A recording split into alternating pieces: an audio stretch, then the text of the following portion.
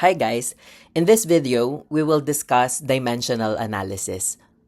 By the end of this discussion, you should be able to identify and apply appropriate conversion factors between different units of measurement and perform unit conversions using dimensional analysis by setting up and solving conversion equations systematically. Dimensional analysis is one of the most useful tools in chemistry. The main idea is to multiply or divide a quantity by a ratio called conversion factors so that the units you don't want cancel out, leaving only the unit you actually need. It's a powerful tool for unit conversion, and one underrated benefit is that it can actually carry you through a calculation even when you don't remember the exact formula. If the units cancel, the arithmetic almost always follows. So for example, if you have an undesired unit and it's in the numerator, you will have a conversion factor wherein the undesired unit must be in the denominator so that it can cancel out, leaving you your desired unit. Scientists devised the metric system in recording measurements wherein units are related by the powers of 10. In 1960, the metric system was revised and it's called the International System of Units or SI units. So this table shows you the 7 base quantities of SI units. So for example, for length, it is expressed in meters or symbol M. Mass is expressed in kilograms or kg, and so on. This table shows you SI-derived units, and they are built by combining the base units. For example, area and volume, they are derived quantity from length. And for example, area is expressed in meter squared, while volume is expressed in meter cube. For SI units of measurement, prefixes are used to form decimal multiples of a unit. This table shows the series of prefixes that can be used to modify the SI units. These modifications provide a more convenient way to express measurements with magnitudes that are either too large or too small. And during modifications, the equivalent values of each prefix can be used as conversion factors. So for example, if you have 1 kilometer, here, as we can see, kilo means 10 raised to 3. So if you have 1 kilometer, that's equal to 10 raised to 3 meters.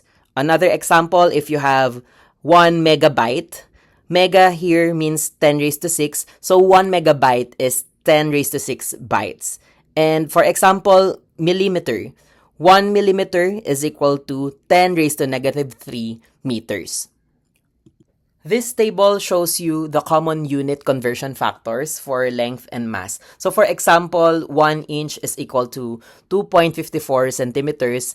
And for mass, for example, 1 kilogram is equal to 2.2 pounds. So we will use the following conversion factors in the problems later. This is for volume and temperature. For volume, the common conversion factor is that for every 1 ml, you have 1 centimeter cube, and 1 liter is equal to 1,000 milliliters. And for temperature, we can use the following formula to convert the degrees Celsius to degrees Fahrenheit and Kelvin. Now, let's answer the following sample problems. First, let's convert 0.333 years to minutes given the useful conversion factors. You have, for every 1 year, 365.25 days, and then 1 day is equal to 24 hours, and 1 hour, you have 60 minutes.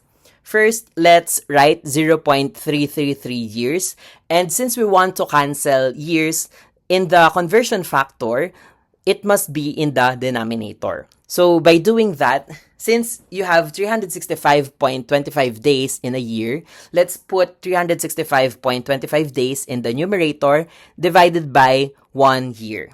And notice here, the years will cancel. And for the next term, we want to convert days to hours. So we will place days in the denominator while you have 24 hours in the numerator. So by doing that, the days will cancel. And lastly, we can now convert hours to minutes. So by doing that, we will place hours in the denominator and 60 minutes in the numerator. Okay, so here hours will cancel. So solving for this, the answer is 175,144.68 minutes, and if expressed in proper scientific notation and proper SF, you have 1.75 times 10 raised to 5 minutes. Next, let's convert 9.91 times 10 raised to 6 micrometers to feet.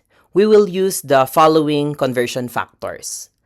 Okay, so 9.91 times 10 raised to 6 micrometers, and we will multiply it with the conversion factor wherein micrometer must be in the denominator.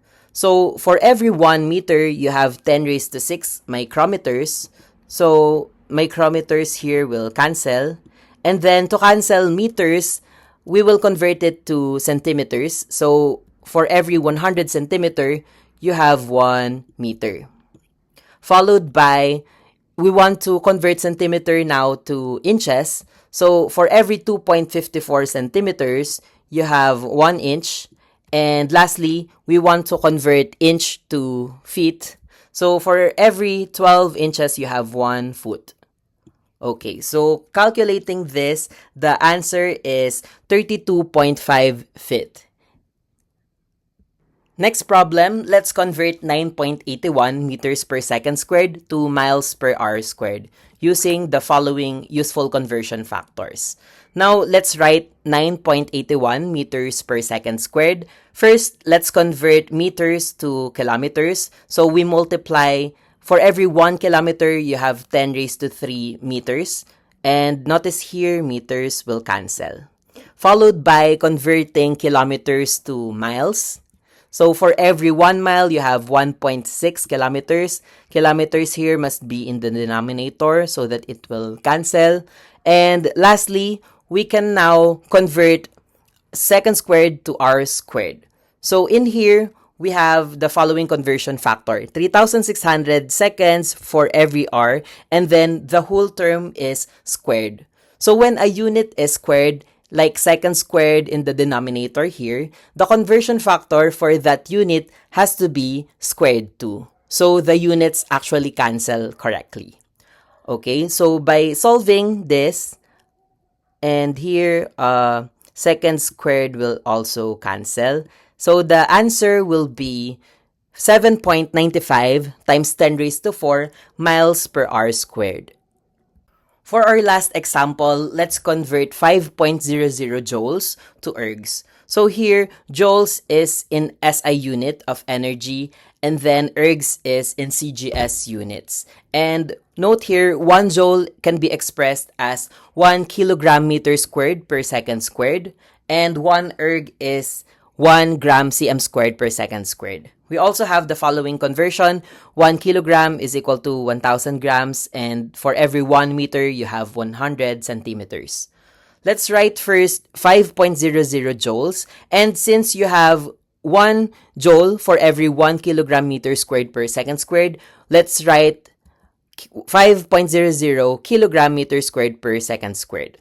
And then, let's convert first kilograms to grams. So let's multiply it by a conversion factor, 10 raised to 3 grams for every 1 kilogram. Followed by, for every 100 cm, you have 1 meter squared. So again, the whole term is squared so that the cm squared will be formed and meter squared will cancel. So as we can see, kilograms here will cancel as well as meter squared. So the resulting unit will be 5.00 times 10 raised to 7 gram cm squared per second squared. And since for every 1 gram cm squared per second squared, this is the definition of 1 erg, the answer will be 5.00 times 10 raised to 7 ergs.